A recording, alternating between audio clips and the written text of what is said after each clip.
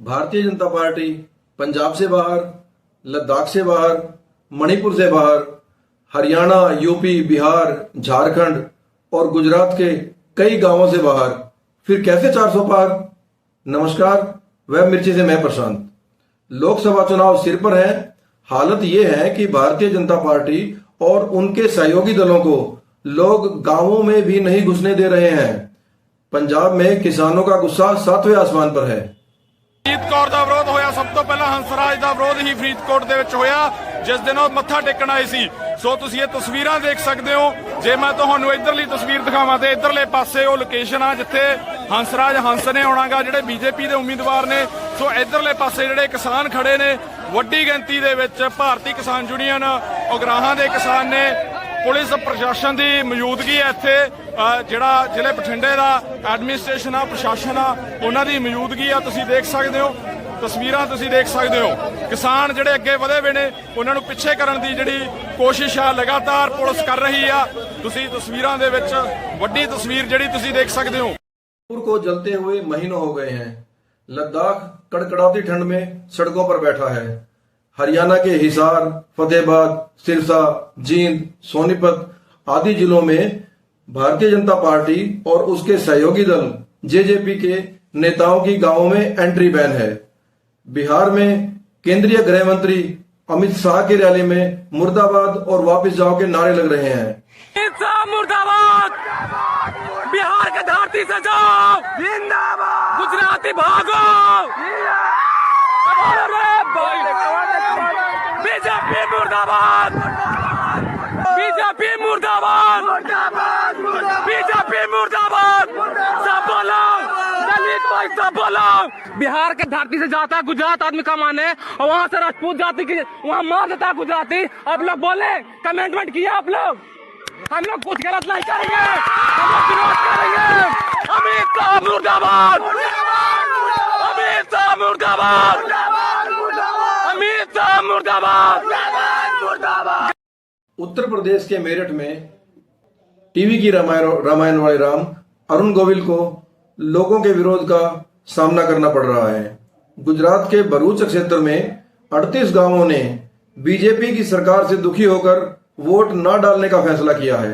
झारखंड के सिंहभूम लोकसभा से बीजेपी प्रत्याशी गीता कोड़ा को तो ग्रामीणों ने बंधक ही बना लिया। 2 साल पहले किसान आंदोलन में किसानों का गुस्सा बीजेपी के खिलाफ इतना ज्यादा था कि खुद प्रधानमंत्री नरेंद्र मोदी भारी सुरक्षा प्रबंधों के बावजूद पंजाब में प्रवेश नहीं कर पाए थे। किसान संगठनों ने पहले से ही ऐलान कर दिया था कि वो प्रधानमंत्री मोदी की फिरोजपुर रैली का विरोध करेंगे। पंजाब के अन्य नेताओं का तो बिल्कुल ही बुरा हाल था। हरियाणा में भी हालात कोई अच्छे नहीं थे। हरियाणा के उस समय के मुख्यमंत्री मनोहर लाल खट्टर को किसानों ने हेलीकॉप्टर नीचे ही नहीं उतारने दिया था। इसी प्रकार हरियाणा के उस समय के उप मुख्यमंत्री दुष्यंत चौटाला अपने ही घर हिसार में नहीं आ पा रहे थे। भारतीय जनता पार्टी और हरियाणा में उसके सहयोगी दल रहे जननायक जनता पार्टी के नेताओं को हरियाणा पंजाब में कड़े विरोध का सामना करना पड़ रहा है। गांवों में इनके नेताओं को प्रवेश ही नहीं करने दिया जा रहा है। इतना ही नहीं, गांवों के मुख्य द्वार पर किसानों ने इनके प्रवेश प्रतिबंध के बैनर तक लगा दिए हैं। किसान सरेआम बीजेपी के झंडे उखाड़कर फेंक रहे हैं। तो बीजेपी के झंडे उतारकर फेंक जा रहे हैं किसानों द्वारा, आप देख सकते हैं। और आचार संहिता का उल्लंघन भी है ये। और पुलिस प्रशासन यहीं पर ड्यूटी कर रहा है, लेकिन पुलिस प्रशासन द्वारा ये झंडे नहीं उतारे गए और झंडे उतारे जा रहे हैं, आप देख सकते हैं। और पुलिस प्रशासन यहीं पर, और जो झंडे जो आचार संहिता का उल्लंघन भी बताया जा रहा है कि ये उल्लंघन है आचार संहिता का। तो झंडे उतारे जा रहे हैं और पुलिस प्रशासन कहीं ना कहीं रोकने का प्रयास रोकने का। रोको और भी झंडे यहाँ पर लगे हुए हैं।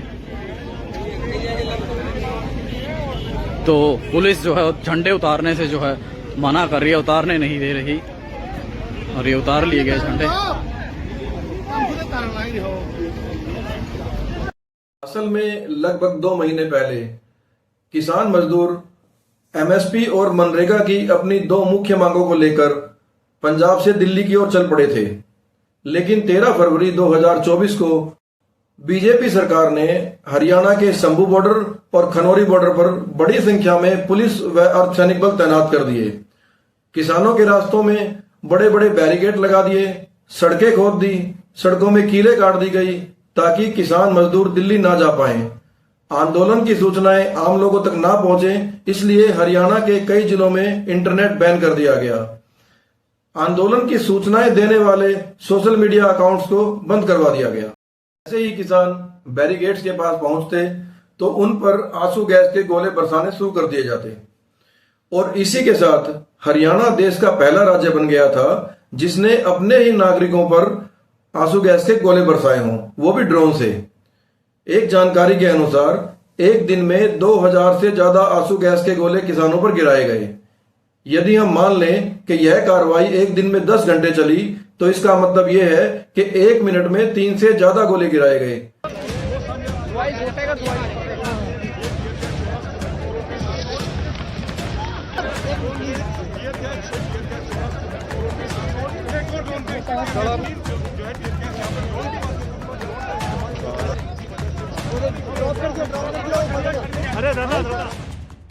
पूरी तरह युद्ध का माहौल बना दिया था बीजेपी सरकार ने। किसानों पर रबड़ की गोलियां चलाई गई। इस कार्रवाई में अनेक किसान घायल हुए। आंसू गैस का असर इतना खतरनाक रहा कि अभी तक कई किसान और पुलिस कर्मियों की मौत हो चुकी है। मामला यही खत्म नहीं हुआ। खनौरी बॉर्डर पर तो पुलिस और अर्धसैनिक बलों ने गोलियां चलाई, जिसके कारण एक युवक किसान शुभकरण के सिर में गोली लगी और उसकी मौत हो गई। पंजाब के किसानों पर जब सरकार का यह अत्याचार देख हरियाणा के किसानों ने पंजाब के किसानों के समर्थन में बॉर्डर की तरफ चलना शुरू किया गया तो हरियाणा पुलिस ने हरियाणा के किसानों के रास्ते भी रोके।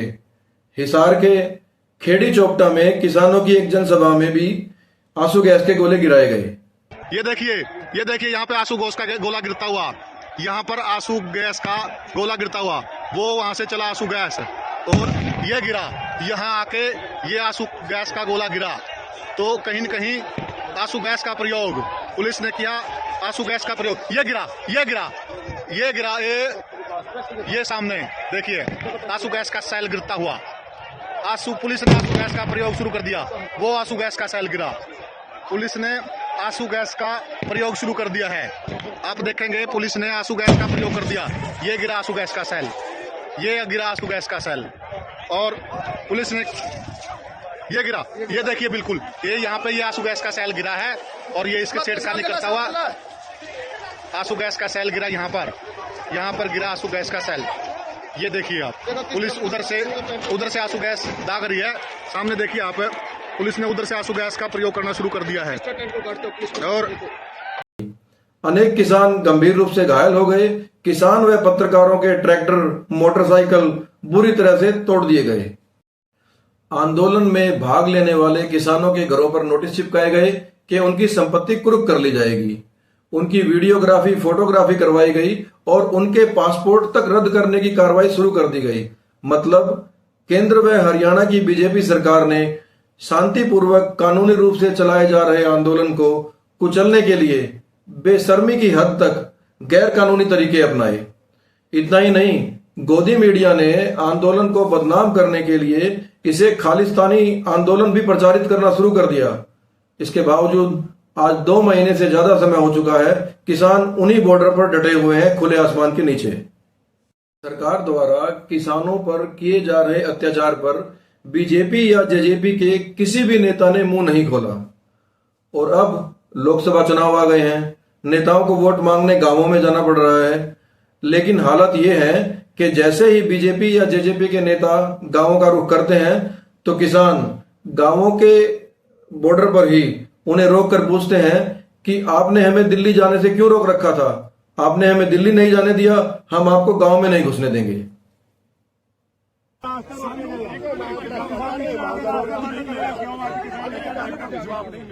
रास्ता डबल के रास्ते बंद है ये क्यों बंद करिए ये बातें करेंगे हम बात ਤੁਸੀਂ ਕਿਸੇ ਵੀ ਪਾਰਟੀ ਨੂੰ ਕਿਹਾ ਵੀ ਚੋਰਾਂ ਨਾਲ ਕਿਉਂ ਕਰਦੇ ਸਾਡੇ ਭਾਦੇ ਜਿਹੜੀਆਂ ਸਾਡੇ 4 ਸਾਲ ਅਸੀਂ ਹੱਡਾਂ ਤੇ ਹੰਡਾਈਆਂ ਸਾਡੇ ਤੇ ਗੋਲੀਆਂ ਚੱਲੀਆਂ ਰਾਸਤੇ ਬੰਦ ਹੋਏ ਆ ਸਾਡੇ ਭਾਦੀ ਤਾਂ ਭਾਜਪਾ ਚੋਰ ਹੈ। हरियाणा के पूर्व मुख्यमंत्री रहे बीजेपी के मनोहर लाल खट्टर हिसार लोकसभा के बरवाला क्षेत्र में रैली करने आए थे। इसी दौरान किसानों ने उन्हें काले झंडे दिखाए और मुर्दाबाद के नारे लगाए। पुलिस ने किसानों को गिरफ्तार कर लिया। हरियाणा के पूर्व उप मुख्यमंत्री और जेजेपी नेता दुष्यंत चौटाला को नारनौंद के गांव नाड़ा में किसानों ने रोक लिया। उनके काफिलों को गांव में प्रवेश नहीं करने दिया। इसके अलावा गांव खानपुर और सिंदड़ में भी किसानों ने उनका विरोध किया। उन्हें रात को कच्चे रास्ते से निकलना पड़ा और बाकी गांवों का दौरा रद्द करना पड़ा।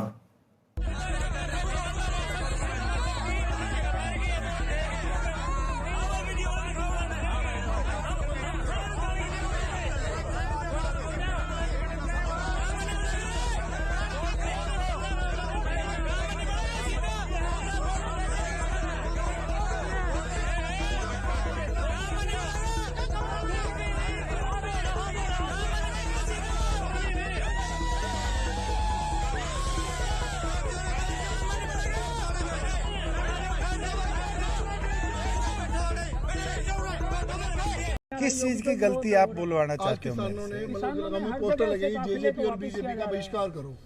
आज के दिन मैं आपको इतना बोल सकता हूँ किसी के मन में किसी चीज की टीस है तो चर्चा से ही पूरी होगी। आप उनसे मेरे कपड़े फड़वाना चाहते हो फड़वा लो, मेरी गाड़ी तुड़वाना चाहते हो तुड़वा लो। जेजेपी नेता और दुष्यंत चौटाला के छोटे भाई दिग्विजय चौटाला को डबवाली के गांव पिपली में किसानों ने घेर लिया। उनका जोरदार विरोध हुआ। उन्हें किसानों ने आगे नहीं जाने दिया, जिस कारण उन्हें रास्ता बदलकर वापस लौटना पड़ा। ਸਾਨੂੰ ਦਿੱਲੀ ਜਾਣ ਤੋਂ ਕਿਆ ਰੋਕਿਆ ਪੱਥਰ ਲਾਏ ਗਏ ਤੁਸੀਂ ਸੱਤਾ ਚ ਸੀਗੇ। मैंने सबसे ज्यादा कही थी तुम्हारी बात, हक से कही थी। ਸਾਨੂੰ ਜਾਣ ਮੇਰਾ ਹੀ ਵਿਰੋਧ ਕਰੋ। ਨਾ ਵਿਰੋਧ ਕੌਣ ਕਰ ਰਿਹਾ? ਮੈਂ ਤੁਸੀਂ ਇਹਨੂੰ ਵਿਰੋਧ ਮੰਨਦੇ ਹੋ? ਤੁਸੀਂ ਗੱਲ ਕਰਨ ਨੂੰ ਵਿਰੋਧ ਮੰਨਦੇ? ਅਸੀਂ ਵਿਰੋਧ ਤਾਂ ਨਹੀਂ ਕੀਤਾ। मैं तो डट के भाजपा के खिलाफ था। कहीं मेरी एक स्टेटमेंट भाजपा के पक्ष में हो तो बताओ।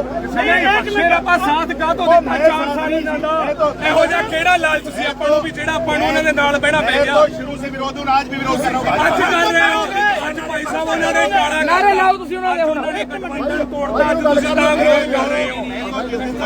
ਮੋਦੀ ਮੁਰਦਾਬਾਦ ਦੇ ਨਾਰੇ ਲਾਓ, ਮੋਦੀ ਮੁਰਦਾਬਾਦ ਦੇ ਨਾਰੇ ਲਾਓ, ਮੋਦੀ ਮੁਰਦਾਬਾਦ ਦੇ ਨਾਰੇ ਲਾਓ ਤੁਸੀਂ ਭਾਜਪਾ ਦੇ ਖਿਲਾਫ ਚੋਣਾਂ मोदी मुर्दाबाद के नारे लाओ भाई मारोगे ना तो पहले मैं रड़ा और ना बाद में रड़ू। मैं बीजेपी के खिलाफ था, ये कैमरा रहा, आज भी खिलाफ और कल भी खिलाफ। मैं तो जिस दिन तुम्हारा आंदोलन हुआ बैरिकेड खिलाउन क्यों नहीं आए?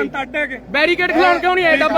दुष्यंत अड्डा दोनों कोई अड नहीं है, कोई अड नहीं है। मतलब भी दुष्यंत नाल है दिग्विजय भाजपा नाल कदे है नहीं सी। मैं तो कभी भी नहीं था। करते हैं ਤੁਸੀਂ ਸਾਡੇ ਪਿੰਡਾਂ 'ਚ ਉਹਨੂੰ ਰਹਿਣ ਦਿਓ। ਜਿਹੜੇ ਕੰਮ ਤੁਸੀਂ ਪਹਿਲਾਂ ਕਰਤੇ ਅਸੀਂ ਉਹਨਾਂ ਤੋਂ ਪਹਿਲਾਂ ਗਦਗਦ ਹੋ ਗਏ। ਸਾਨੂੰ ਤੁਹਾਡੇ ਪਿਤਾ ਜੀ ਦੇ ਬਿਆਨ ਨੇ ਉਹ किसान आंदोलन आपके पापा ने बताया किसान आंदोलन बीमारी थी, बीमारी थी एक बीमारी। ਤੁਸੀਂ ਪਹਿਲਾ ਅੰਦੋਲਨ ਭੁਗਤਿਆ ਹੱਡਾਂ ਤੇ ਹੰਡਾਇਆ ਤੁਸੀਂ ਬੈਠੇ ਤੁਹਾਡੇ ਡਾਂਗਾ ਪੈਂਦੀਆਂ ਬਹੁਤ ਪਈਆਂ ਬਹੁਤ 4 ਸਾਲ ਖਾਧੀਆਂ।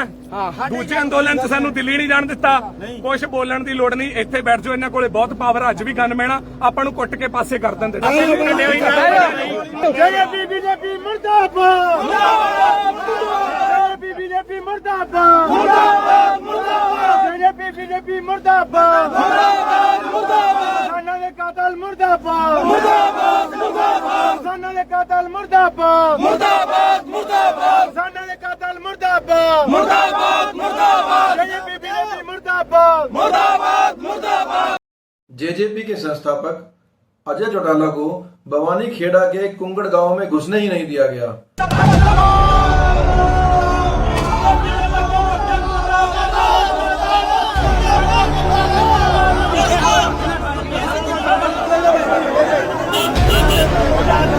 अजय चौटाला के करा किसानों जैसी बीमारी, आज बीमारी में के कराना भाई।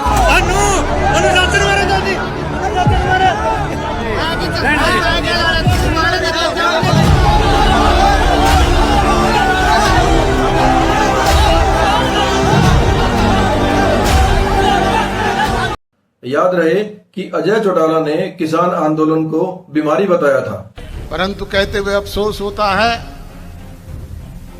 कि राज बनते ही तुरंत कोरोना जैसी विश्वव्यापी महामारी आ गई और उसी दौरान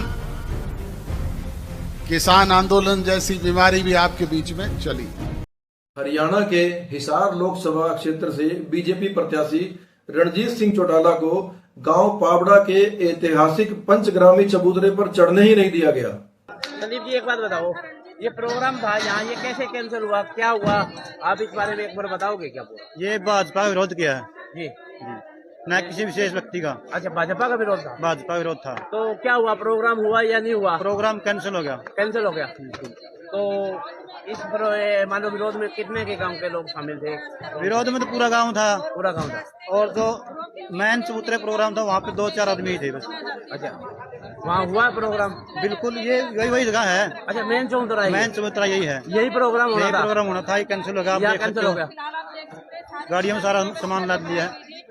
अच्छा, लाद दिया गया है। हाँ। मैं आपको ये बड़ी अपडेट दिखा देता हूँ। ये पाबड़ा का मेन चौतरा है जहाँ पर बड़े बड़े प्रोग्राम होते हैं, बड़ी बड़ी महापंचायतें होती है, और जिस पे प्रोग्राम था आज पूर्व बिजली मंत्री चौधरी रणजीत सिंह का, वो कैंसिल हो चुका है। इसी प्रकार हरियाणा की सिरसा लोकसभा से बीजेपी प्रत्याशी डॉक्टर अशोक तंवर को किसानों ने घेर लिया। उनसे पूछा कि हमें दिल्ली क्यों नहीं जाने दिया था। उनके पास कोई जवाब नहीं था। ਇਹੋ ਜੀ ਕਿਉਂ ਰੋਕਾਂ ਲਾਈਆਂ ਪਾਰਟੀ ਨੇ ਤੇ ਕੀ ਇਹ ਤੁਹਾਡੇ ਧਿਆਨ 'ਚ ਹੈਗੀਆਂ? ਜੇ ਨਹੀਂ ਤਾਂ ਫਿਰ ਆਪਾਂ ਜਨਤਾ ਦੇ ਵਿੱਚ ਕੀ ਗੱਲ ਰੱਖਾਂਗੇ ਜੇ ਤੁਹਾਡੇ ਕੋਲ ਅਸਲ ਸਾਡੇ ਗਰਾਊਂਡ ਲੈਵਲ ਦੇ ਮੁੱਦੇ ਹੀ ਨਹੀਂ ਹੈਗੇ? ਕੀ ਕਹਿਣਾ ਚਾਹੋਗੇ? ਜੋ ਆਪਨੇ ਬਾਤ ਕੀਤੀ ਸਾਨੂੰ ਦਿੱਲੀ ਜਾਣ ਤੋਂ ਰੋਕਣਾ ਕਿੰਨਾ ਕੁ ਜਾਇਜ਼ ਸੀ? ਕਿ ਇੱਥੇ ਸਰਕਾਰ ਤੇ ਪ੍ਰਸ਼ਾਸਨ ਦੋਨੋਂ ਗਲਤ ਸੀਗੇ ਜਾਂ ਨਹੀਂ? ਹਾਂ ਨਾ, ਜੇ ਤੁਸੀਂ ਸਾਨੂੰ ਸਿਆਸੀ ਜਵਾਬ ਨਾ ਦਿਓ।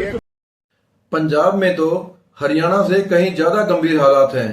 वहां तो बीजेपी नेताओं का प्रचार के लिए निकलना ही एक चुनौती बन चुका है।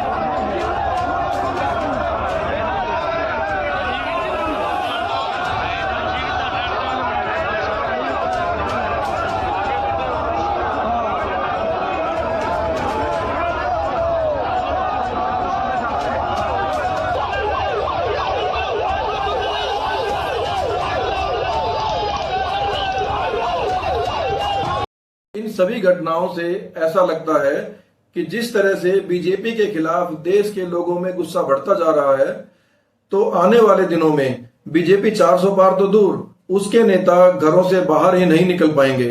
धन्यवाद।